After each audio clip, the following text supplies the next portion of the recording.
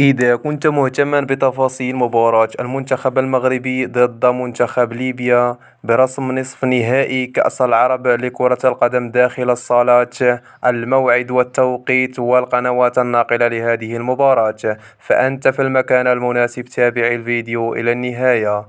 إذا كنت أول مرة تزور القناة، فضلا وليس أمرا، المرجو الاشتراك وضغط زر الجرس ليصلك كل جديد، ولا تنسى الصلاة على رسول الله. السلام عليكم.